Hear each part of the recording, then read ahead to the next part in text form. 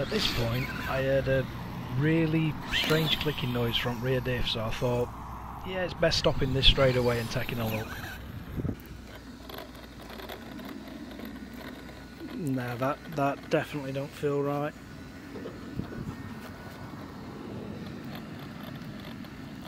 Yeah, that rear diff's all binding up. And this is an 8th scale motor and ESC that's in it. And the first run with 3S batteries, no jumps whatsoever, and the rear diff's completely shot. So this has literally failed within 2 minutes of running it. Looks like the rear diff's collapsed or sheared off or done something. So, easiest way I found to get into these, 2 screws in here, under them, and lift that up. That'll let you get your driver down onto these. You've got 2 little Allen keys in the end of these. You want to undo them on the sway bar. That frees that up. And then next you want to take this out and that one out, and that'll allow you to fold the shocks up out the way, and then you can take those 2 out and those 2 bottom ends, and then it just lifts off and you can get the diff out, because the drive shafts will come straight forward then because the shocks aren't in the way. So I'll get a bit more of that done and get back to you. Right, so you want these 2 little retaining screws, back them out a bit and you can feel as soon as they come loose. So you can take one out and the other one, and then that'll let both the shocks, you can just push them up and onto the top of the wheels. Don't sprain these forward or back, just push the ends in and lift them up over the wheels. And then the next thing we've got to do, that's out because we've took the ends off. They've got a little grub screw in the end, so the sway bar's loose, because you've got to get this whole part out back towards the camera, and then you want your shocks out the way so these can come forward with it, and then you can pull the drive shafts out. So next is these 2 and these 2, so we'll get them out. So that's all 4 of the final screws. I may be able to get this off with one hand. Let's see. Yeah, that you just wiggle it and bring it straight out. So not seeing any damage on this, and for a car that's literally only, well, it must be 2 or 3 minutes it run, maybe 2 minutes, closer to 2, but let's inspect further and see if there's any damage. So let's see if I can get those shocks off the wheels.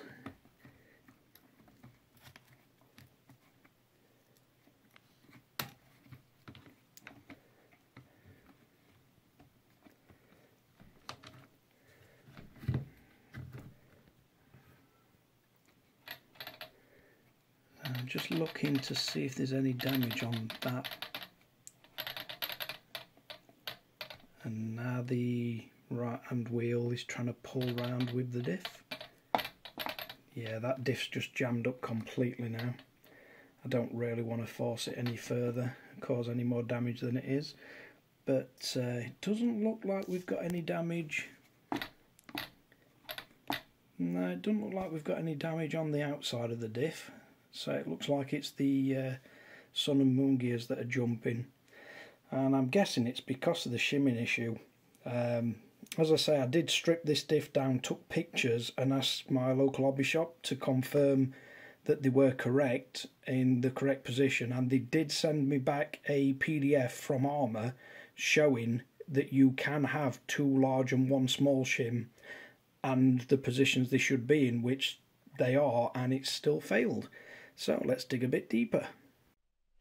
So this is the PDF that I was sent, and if you look closely at it, it looks like the diff can either have 3 shims of total size 0.7mm, which would be 2 large and 1 small diameter. The smaller diameter is the thicker of the 2 shims, or you can have 1 large and 2 small, that equals 0.8. And if you look at that picture, it shows the output shaft of the diff to have the larger diameter ones, the ones that end in 5.9, towards the output shaft. And it does seem on the picture above that is indeed the way that they're meant to go, and that is how mine's assembled. Mine does have 2 of the larger ones on each side and 1 smaller, totaling 0.7. Obviously not quite enough to hold the sun and moon gears together, unfortunately. Right, so I've got the diff out, and there doesn't seem to be any damage to the external ring teeth. That is just grease. But there doesn't seem to be any damage whatsoever to that. And see if I can get a shot. And there doesn't seem to be any damage at all on the input gear. So it looks like the fault's going to be inside the differential itself. Right, so I'm going to see if I can show you this, but that is really, really notchy when it's turning.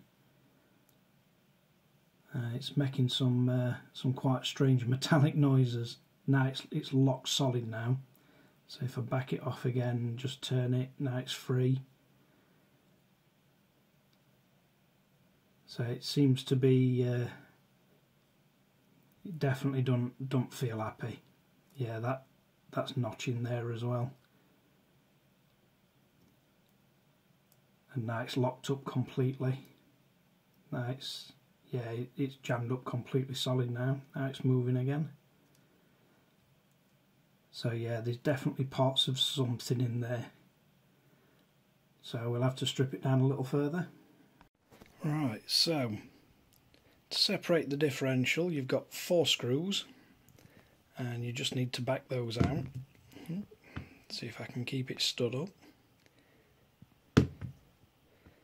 No, it's not going to want to do it for us. Stay.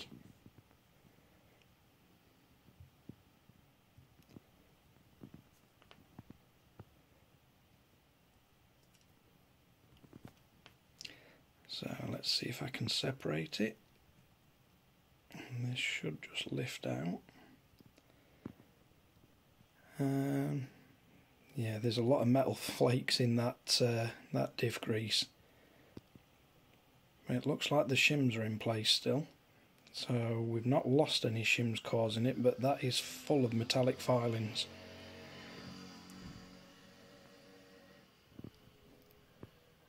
Yeah, and that's a chunk of diff gear stuck on the back of the sun gear there. So let's carefully take this apart, and I'll see if I can get a better shot. Right, so I've got the diff out and disassembled, but basically what we're seeing is it's going to be hard to get it show up on video, but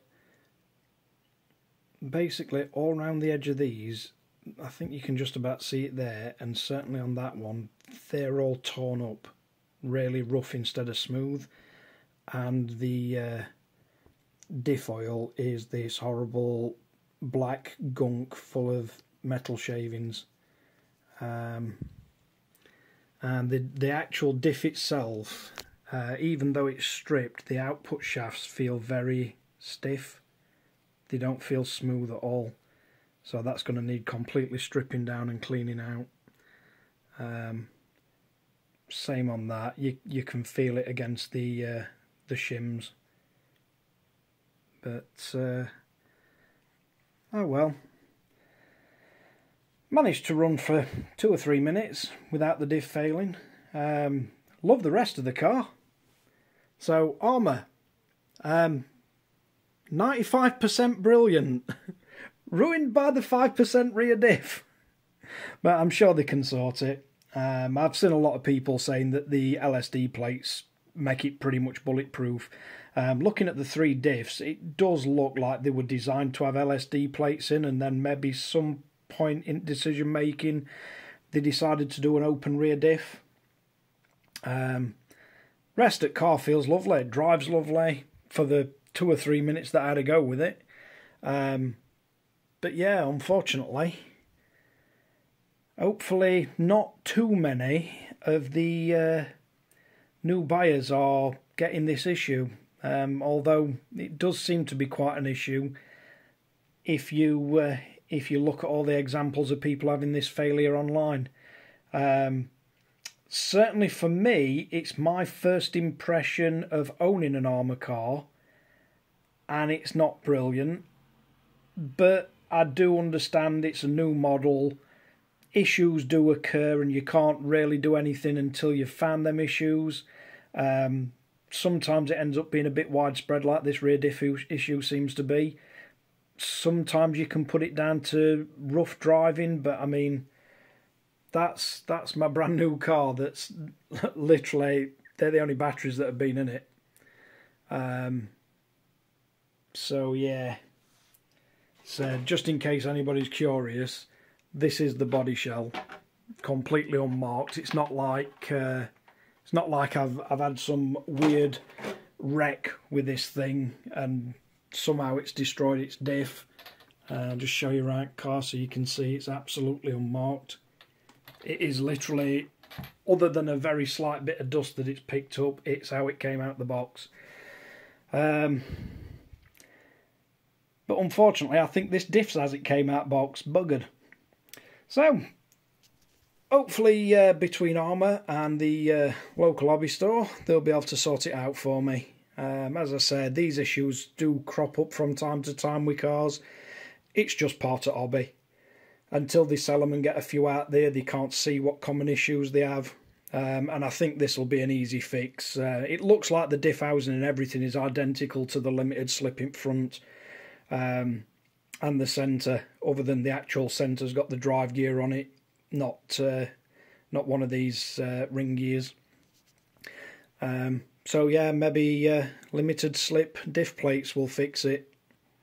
But thanks for watching WTF Rc Cars. If you like and subscribe, don't forget to ring the notification bell. And hopefully we can get some videos of this running. See you again next time.